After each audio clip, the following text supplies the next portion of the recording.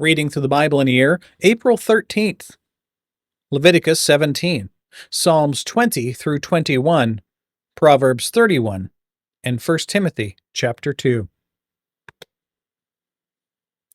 Then Yahweh spoke to Moses, saying, Speak to Aaron and to his sons and to all the sons of Israel, and say to them, This is what Yahweh has commanded, saying, Any man from the house of Israel who slaughters an ox or a lamb or a goat in the camp, or who slaughters it outside the camp, and has not brought it to the doorway of the tent of meeting to present it as an offering to Yahweh before the tabernacle of Yahweh, blood guiltiness is to be reckoned to that man.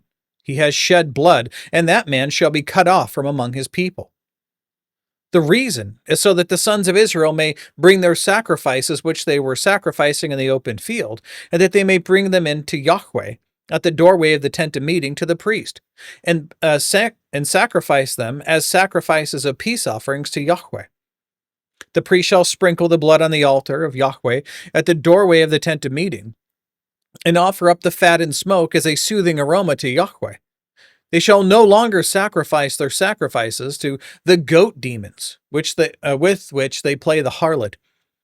This shall be a permanent statute to them throughout their generations. Then you shall say to them, Any man from the house of Israel, or from the aliens who sojourn among them, who offers a burnt offering or sacrifice, and does not bring it to the doorway of the tent of meeting to offer it to Yahweh, that man also shall be cut off from among his people. And any man from the house of Israel, or from the aliens who sojourn among them, who eats any blood, I will set my face against that person who eats blood, and will cut him off from among his people. For the life of the flesh is in the blood, and I have given it to you on the altar to make atonement for your souls. For it is the blood by reason of the life that makes atonement.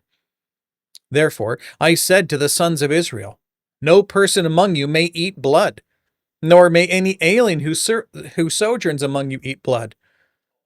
So that when any man from the sons of Israel, or from the aliens who sojourn among them, in hunting catches a beast or a bird which may be eaten, he shall pour out its blood and cover it with the earth. For as for the life of all flesh, its blood is identified with its life. Therefore I said to the sons of Israel, You are not to eat the blood of any flesh, nor the life of all flesh is its blood. For the life of all flesh is its blood. Whoever eats it shall be cut off. The wording in this part is just kind of weird to read through. Continuing on. When any person eats an animal which dies or is torn by beasts, whether he is a native or an alien, he shall wash his clothes and bathe in water and remain unclean until evening. Then he will become clean. But if he does not wash them or bathe his body, then he shall bear his guilt. Now Psalms 20 through 21.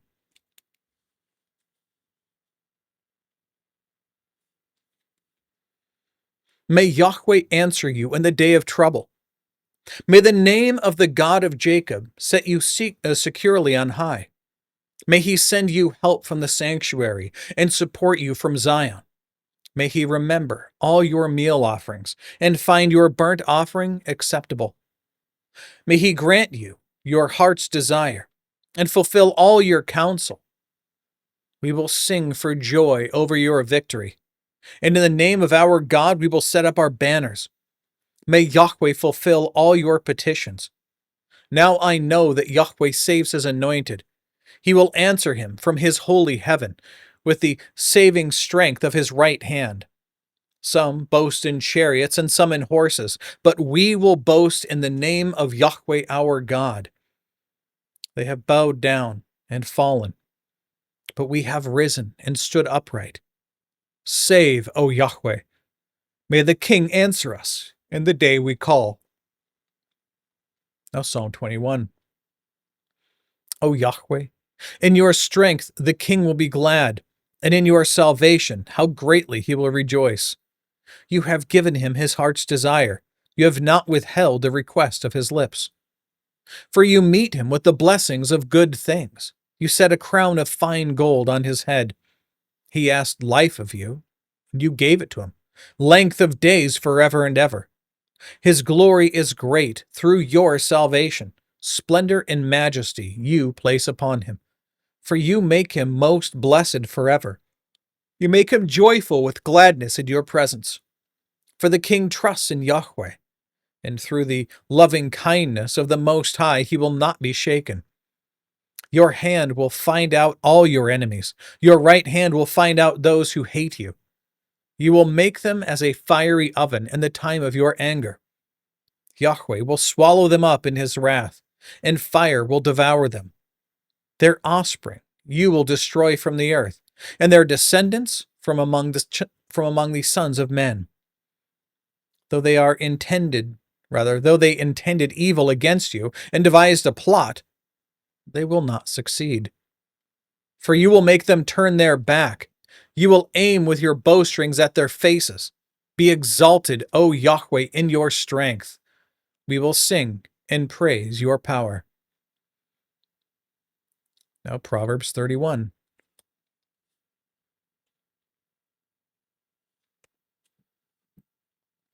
The words of King Lemuel, the oracle which his mother taught him.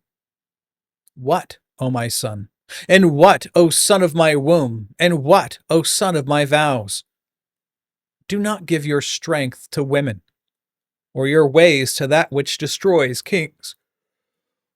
It is not for kings, O Lemuel. It is not for kings to drink wine, or for rulers to desire strong drink.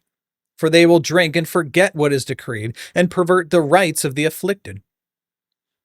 Give strong drink to him who is perishing, and wine to him whose life is bitter. Let him drink and forget his poverty, and remember his troubles no more. Open your mouth for the mute, for the rights of all the unfortunate. Open your mouth, judge righteously, and defend the rights of the afflicted and needy.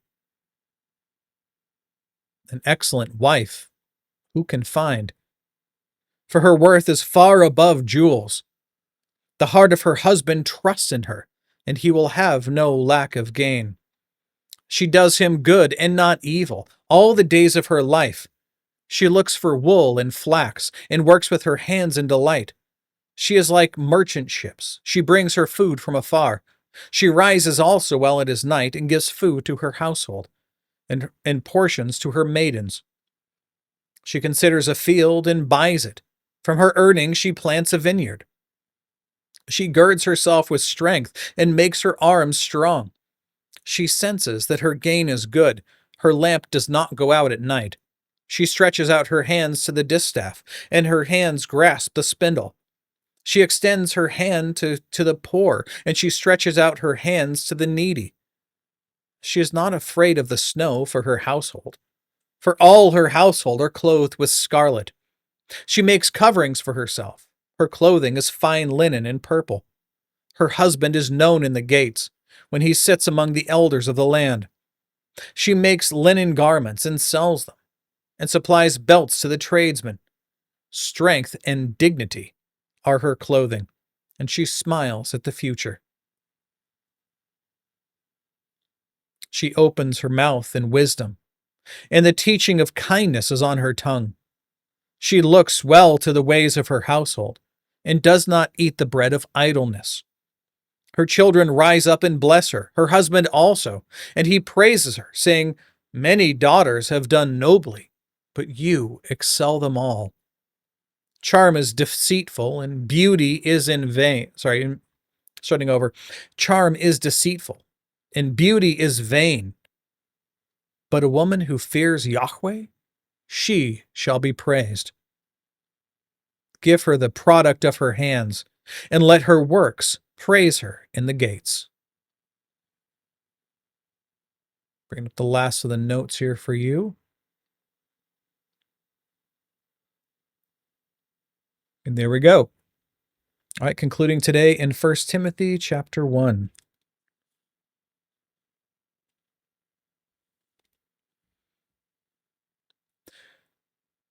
First of all, then, Paul continues, I urge that entreaties and prayers, petitions and thanksgivings be made on behalf of all men, for kings and all who are in authority, so that we may lead a tranquil life in all godliness and dignity.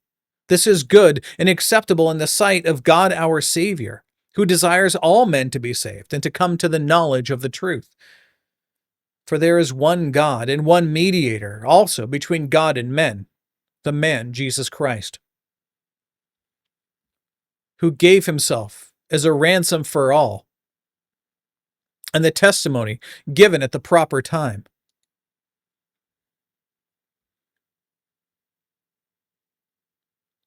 For this I was appointed a preacher and an apostle. I am telling the truth, I am not lying, as a teacher of the Gentiles in faith and truth. Therefore, I want the men in every place to pray, lifting up holy hands, without wrath and dissension.